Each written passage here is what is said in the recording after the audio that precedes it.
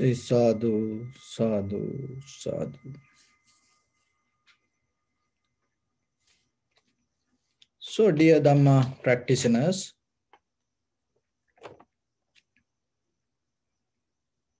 as ordinary people in day-to-day life, we try to maintain our life as much as comfortable the way you can, and the way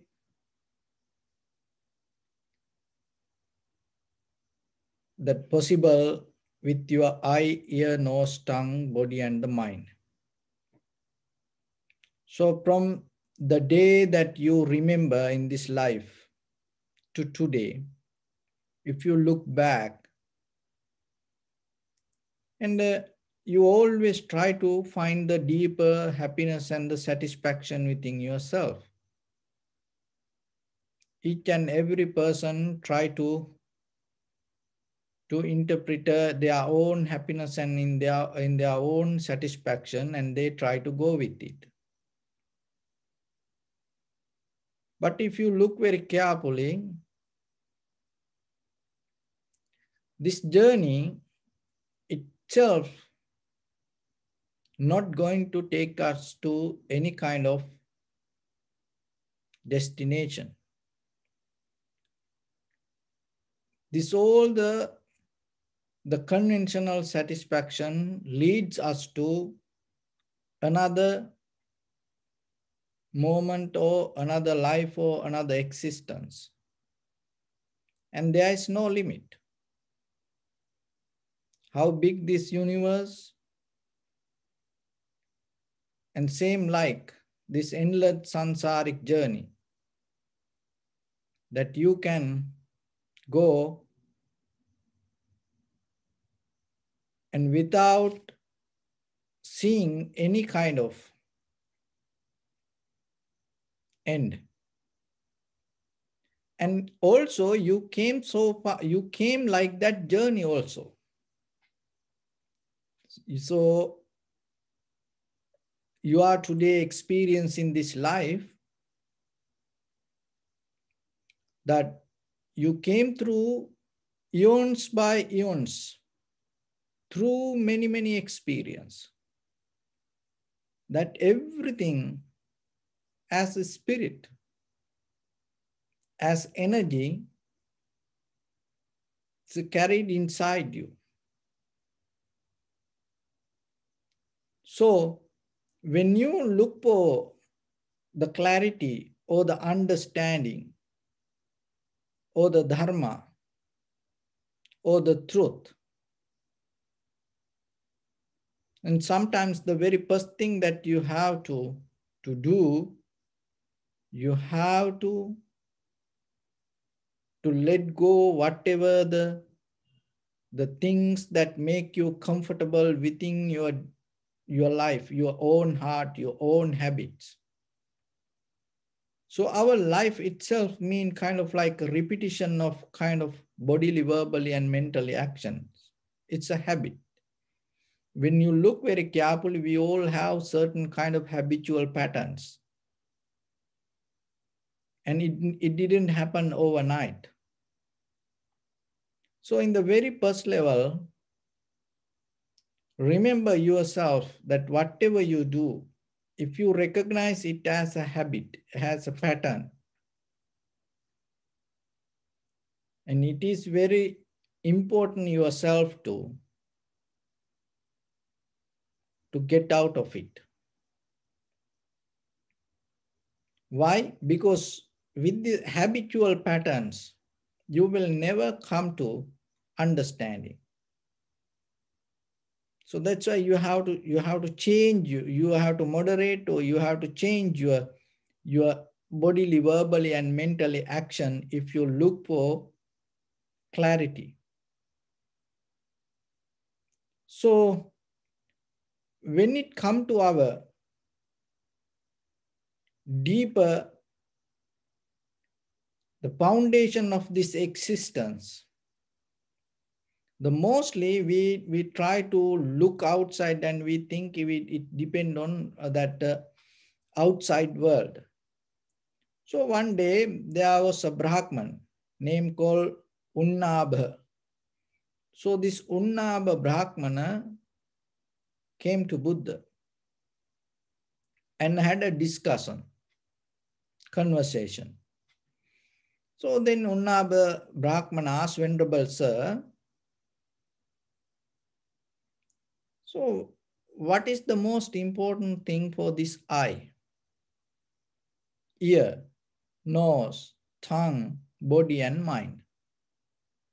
So then the Buddha mentioned, for the eyes, this is eye object. For the ear, ear object.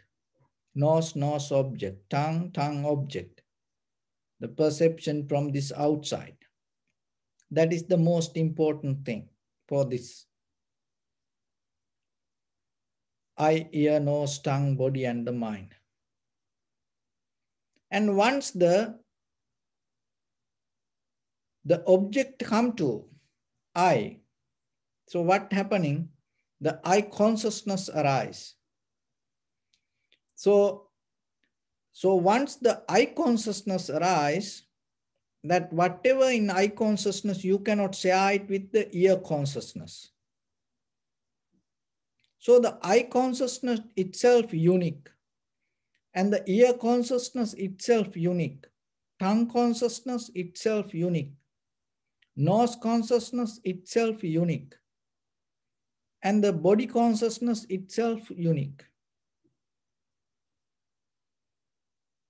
So, but it is respond to the mind. So the mind is the Purana, mind is the chief, govern your eye, ear, nose, tongue, body and the mind itself with the thoughts. And but when you experience the world, you never think it is your mind. When you experience something, you think that experience that really happening outside world. So having that intention or having that idea, you ponder to outside world. That is the very nature of the existence. With your eye, ear, nose, tongue, body, mind, just imagine. Knowingly that something happening outside world and you ponder yourself. You'd always try to reach out to something in this time and space. So that is what your very life. So when we look ourselves very carefully, that mostly that's why that it's kind of like a purpose of our life. It's a kind of like a short term, long term. We have kind of like things to fulfill, achieve, gain, and believing and knowingly, and there is something outside. And then this Unnabha Brahmanas, oh Venerable Sir, so when it comes to eye consciousness, so eye consciousness,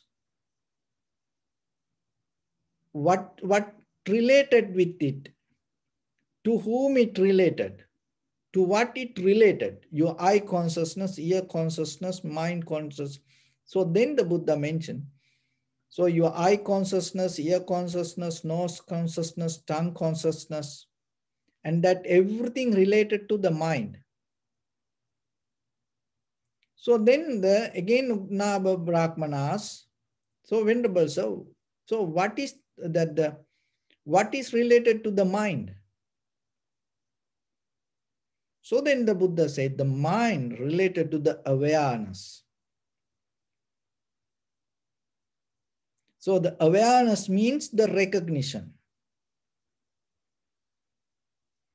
And so when something come to your eye, ear, nose, tongue, body, mind, the mind get feed itself. Your consciousness get feed itself. Your consciousness becomes satisfied. And in that satisfaction, if you become aware, if you become mindful, so nothing wrong with your life, that very moment of your life you fulfill. Then, because once you become aware or the mindful, what will happen itself, it brings you kind of a wisdom. But the thing is, once something related to the mind, so the mind start to before it go to the awareness, what it does, it start to go back to its mental formations or the sanskara or the phenomena. And once it go to the phenomena or the sanskara, it not allow you that awareness to keep contact with the mind. So then what will happen? Your past experience is the sanskara. So the sanskara start to govern the mind and tells, go with the eye, ear, nose, tongue, body, mind. And go with the eye object, ear object, nose object, tongue object, ear object, or the mind object. And that pattern itself, again and again, when you repeat, it becomes a habit. So then awareness missing. So through the meditation, what we try to do, we try to develop the awareness. So that when it comes to drop the awareness, the mostly that sensual satisfaction you will have for a moment, but at the same time, it's not going to bring you the understanding. So when you look for the satisfaction, you don't care what it is. You don't put a value on understanding. You just go and enjoy it. That is the very nature of these sensual pleasures. It not allow you to access to understanding. It reduces the awareness. So then when it comes to meditation, what it does, rather than keep contact with the mental formations or the sanskara, you start to develop the awareness. So once you develop the awareness with your eye, ear, nose, tongue, body, mind experience, that experience itself brings you the wisdom. So this is completely different way of access to the wisdom. But in ordinary life, when it comes to wisdom, we think, oh, you have to learn it from somebody. Somebody need to initiate it. You have to get it from a higher source. So like that, your wisdom should follow the hierarchy. But the Buddha's teaching doesn't have like that.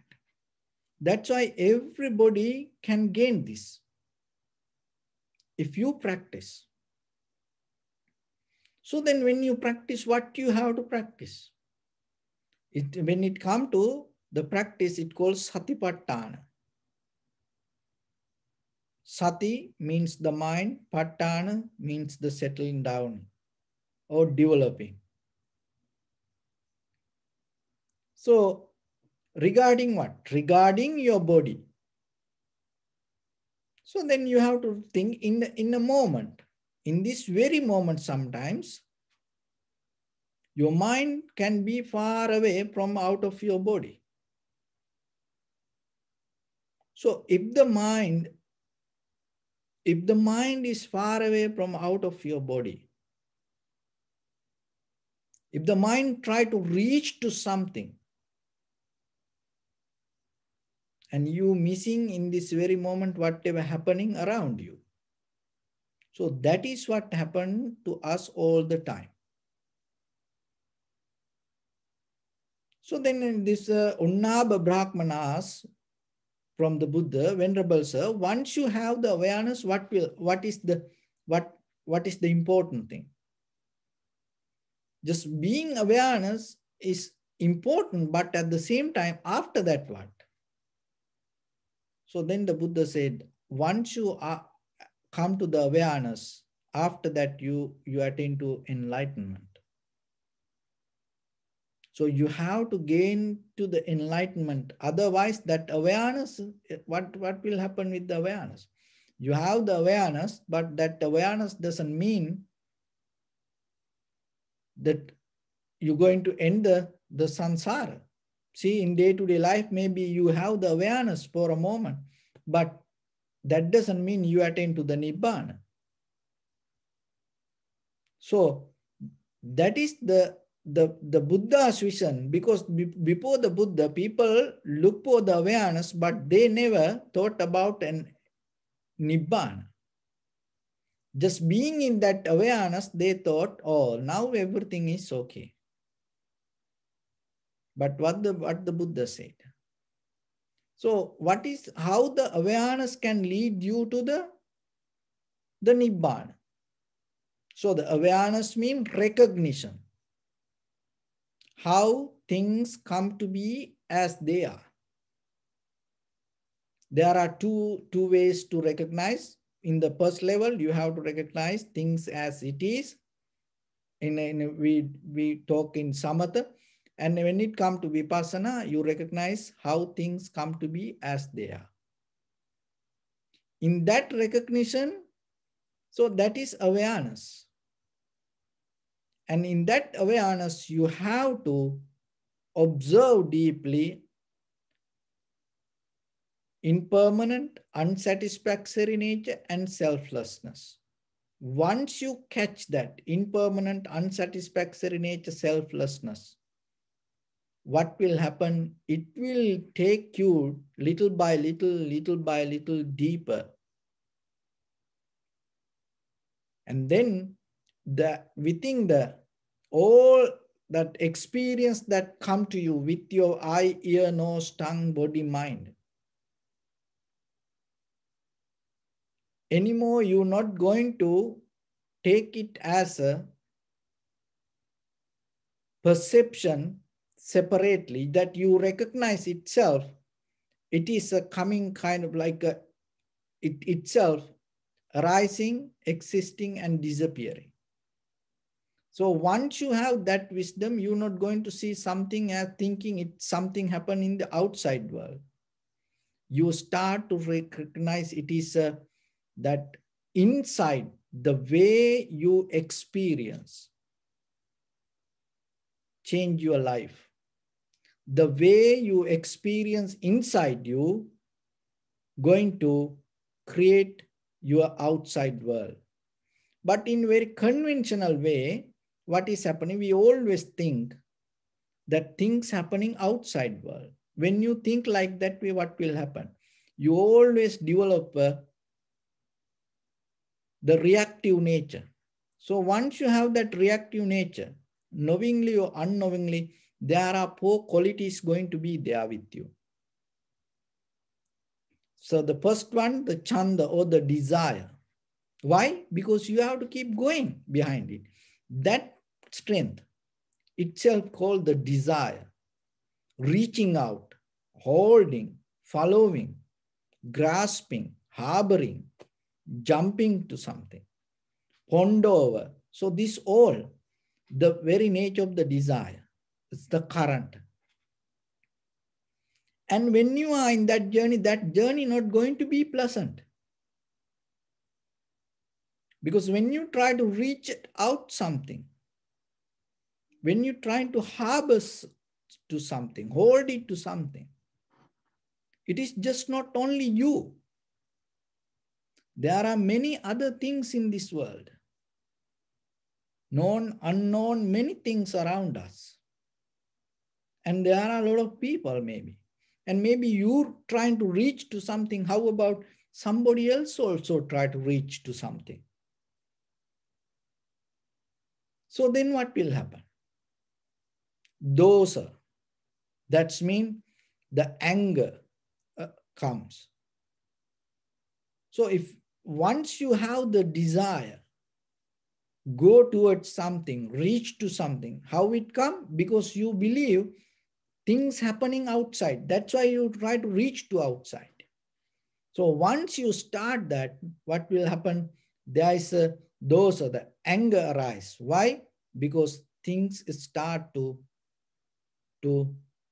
block your journey. That the things not going to happen the way you want. That is why you get angry. And that anger can lead you to strong anger and then revenge. So, and not only that, once you have the current, once you start to go towards something in this outside world, believing or thinking there is something outside, what will happen? Another thing arises, that is the fear. Even you reach to something and you may lose it, or you have the doubt and the fear, oh, I'm going to get it or not. So like that, then the fear arises. Now you start with the desire. Why you come to that? Because you depending from eye, ear, nose, tongue, body, mind, perception, and you believing that perception, that outside world, that is where your satisfaction. So then you start to try to reach to outside world. So because of that, then the very first thing, the desire. And the second one, because of that desire, the anger. Because of that anger and the desire and the fear arise. Once you have fear, jealousy, hatred, frustration, uncomfort, so many things come. Now, it's reproduct, So, but it all byproduct of ignorance. So what is the ignorance? So the fourth one, moha. So the byproduct of the ignorance means this all desire, anger, and the fear. And the byproduct of the ignorance, what is the ignorance? You believing that things happen in this outside world.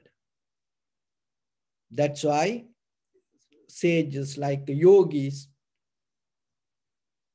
they try to stay away from the society. They leave everything and they go away from everything. And even they try to take out all the clothes and they stay naked. Just putting little bit ashes on their body. And it's kind of like ascetic life. You try to, renounce, get out of everything. Why? You believe this outside world, that is the reason for this everything.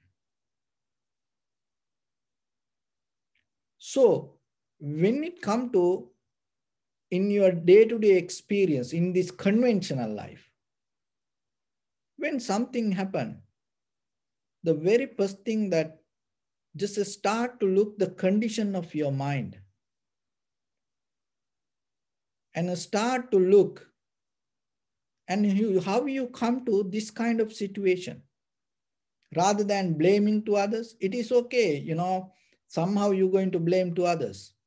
So you can blame to others, you can be angry about others, and you can be, mad about the situation. So it is, you're going to have this.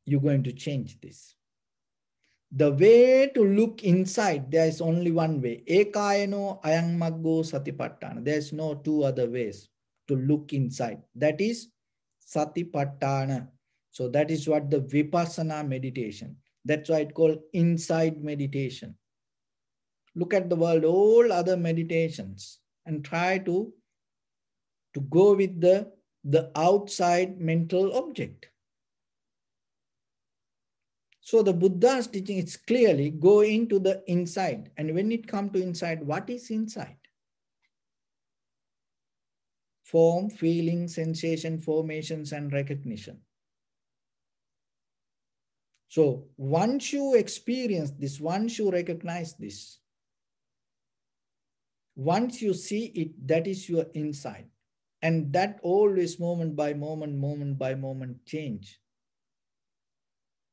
And once you recognize this all impermanent, unsatisfactory, have the unsatisfactory nature, and there is no self within this, that experience, that understanding will liberate you. But if you look with this outside world and thinking that this everything happening in the outside, and you will keep going. So you know how this eye, ear, nose, tongue, body, mind happening to you, how when you die, how this you gain the eye. So when you start to look outside, when you look too much outside and putting value to the outside world, you're going to gain the very clear eye. That's how the eye become.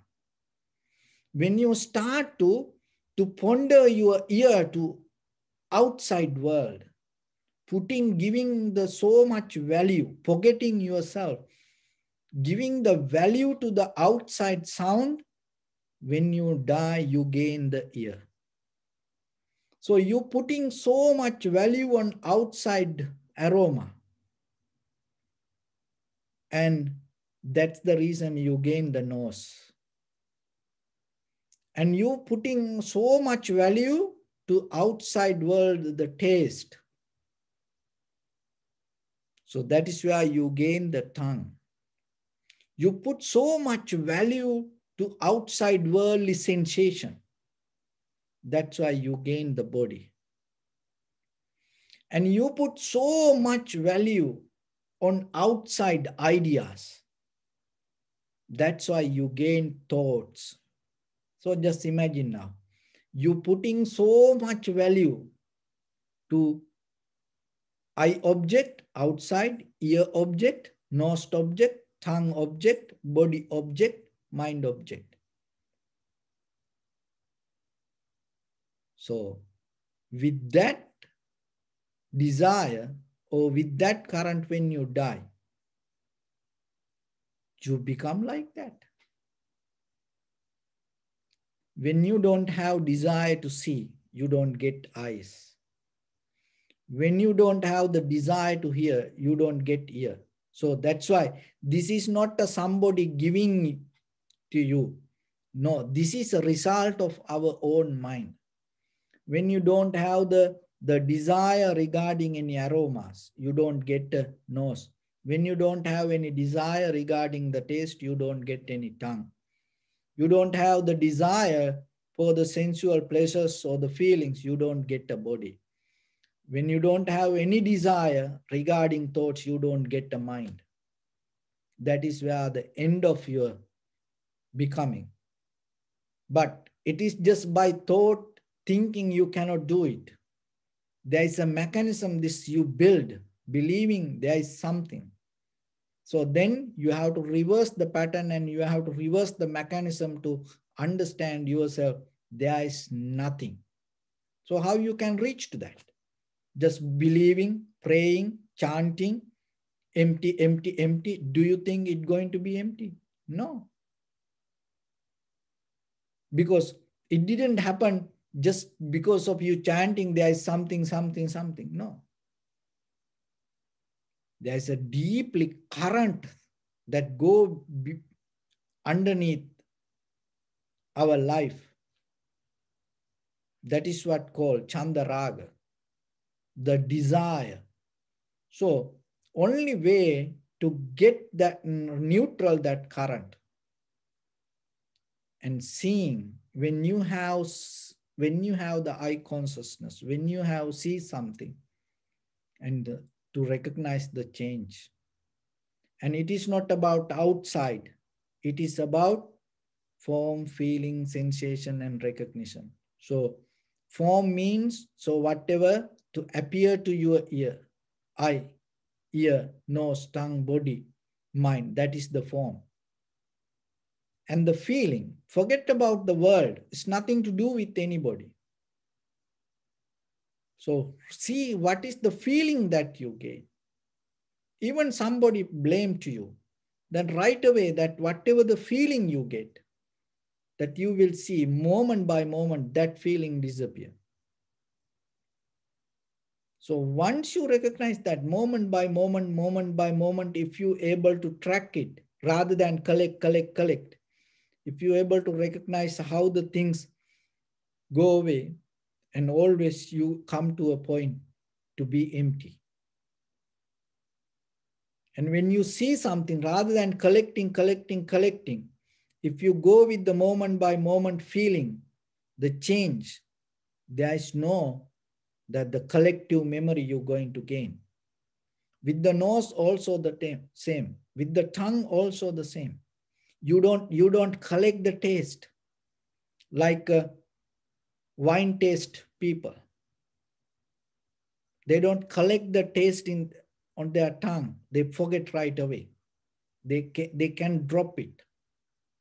And then like good singers, whatever the mistake happened to them, they able to cut it off and move forward. Like actors.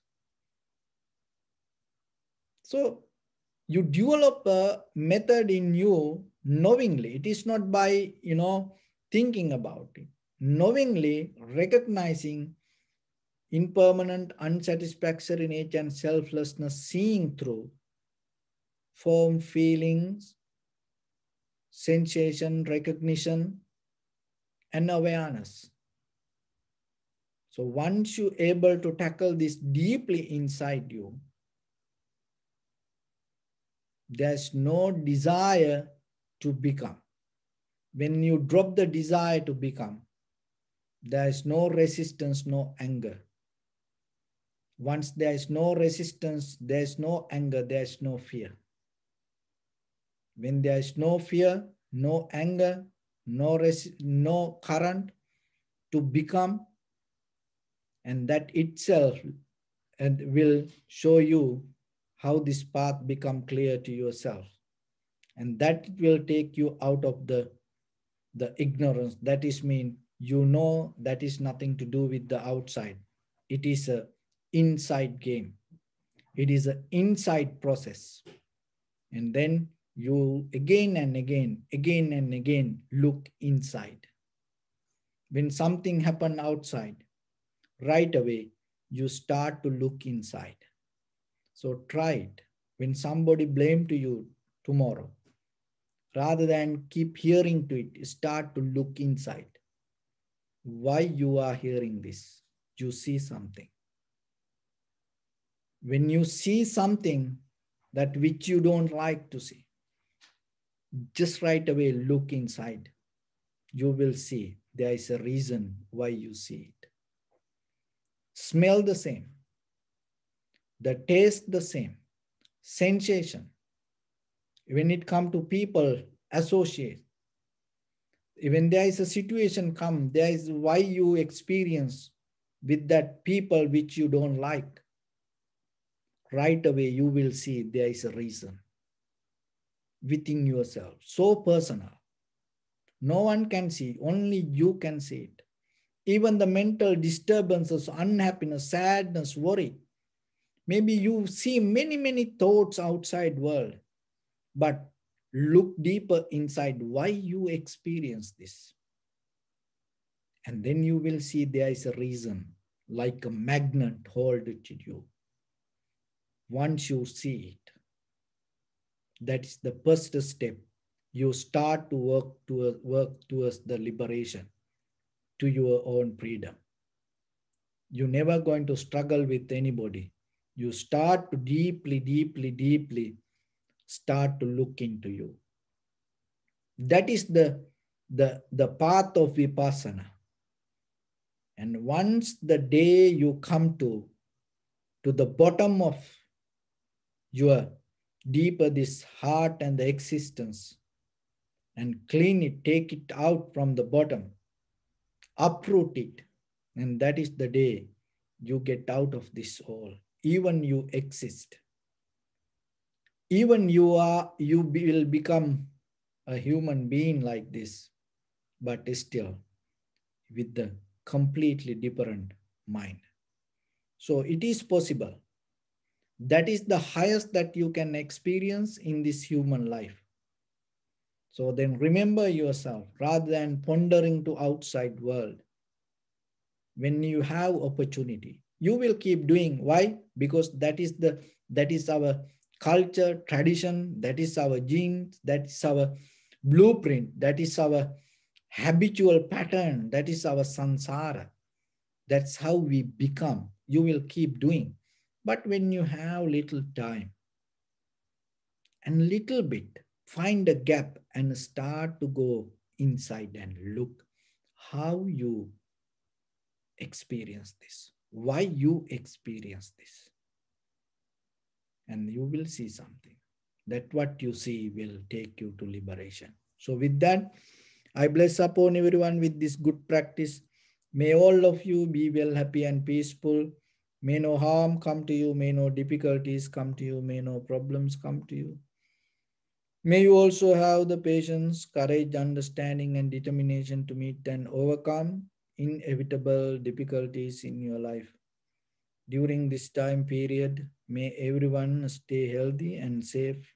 And finally, may all of you attain supreme bliss of Nibbana. Sabbityo vajjantu sabbarogo vinasatu mate bhavattantarayo sukhi digayuko bhava. Ittavata ca ammehi sampadang punya sampadang sabbe devanumodantu sabba sampatti siddhya. Sabbe bhuta anumodantu sabba sampatti siddhya. Sabbe satta anumodantu sabba sampatti siddhya. Idamme punya kammang asavakkaya vang hotu sabba dukkha pamuncatu.